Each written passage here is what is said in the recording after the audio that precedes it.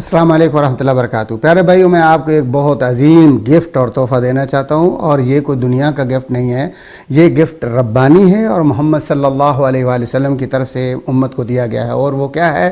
لا حول ولا قوت الا باللہ۔ جیسا کہ آپ صلی اللہ علیہ وآلہ وسلم نے حضرت ابو موسیٰ اشعری رضی اللہ تعالیٰ عنہ سے فرمایا تھا، کیا میں تجھے جنت کے خزانوں میں سے ایک خزانہ نہ دوں؟ انہوں نے کہا یا رسول اللہ کیوں نہیں، آپ دیں۔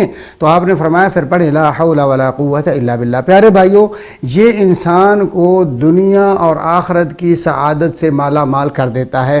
جب دیکھیے کہ انسان یہ کہہ رہا ہے لا حول ولا قوت الا باللہ، یا اللہ میں کسی برائی سے نہیں روک سکتا تیری نافرمانی سے، تیری توفیق اور تیری طاقت کے بغیر، اور کہتا ولا قوت الا باللہ، یعنی یہ مراد ہے کہ میں یا اللہ کوئی بھی تیری اطاعت اور فرما برداری کا، نیکی کا کام تیری توفیق اور تیری دی ہوئی ہمت کے بغیر نہیں کر سکتا۔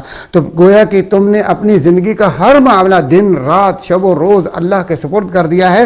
اور پھر پیارے بھائیوں، نبی صلی اللہ علیہ وآلہ وسلم نے فرمایا جنت کے خزانوں میں سے ایک خزانہ ہے، بخاری اور مسلم کی روایت ہے، اور ایک حدیث میں آتا ہے، ترمذی کی روایت ہے کہ فرمایا جنت کے دروازوں میں سے ایک دروازہ، گویا کہ اس کے بغیر آدمی جنت میں نہیں جا سکتا۔ تو پیارے بھائیوں، آج کل ہم اس کو سمجھتے ہیں کہ صرف یہ شیطان کے پڑھنے کے لیے یا شیطان کو دیکھ کر، ایک یہ اللہ کا ذکر ہے، بہت بڑا وظیفہ ہے، اور اس سے شیطان کے ساتھی اور شریروں کے شر سے اللہ کی پناہ میں انسان آتا ہے۔ کوئی بھی ظالم آپ پر ظلم نہیں کر سکتا۔ آپ بہت بڑے جابر بادشاہ سے بچنے کے لیے، ظالم کے ظلم سے بچنے کے لیے، حاسد کے حسد سے بچنے کے لیے اگر اس وظیفے کو پڑھتے ہیں لا حول ولا قوت الا باللہ، اللہ کی قسم اللہ تعالیٰ کی عزت اور اللہ تعالیٰ کی قوت کے آپ پناہ میں آ جاتے ہیں۔ لہذا لا حول ولا قوت الا باللہ ہمیشہ پڑھنا چاہیے۔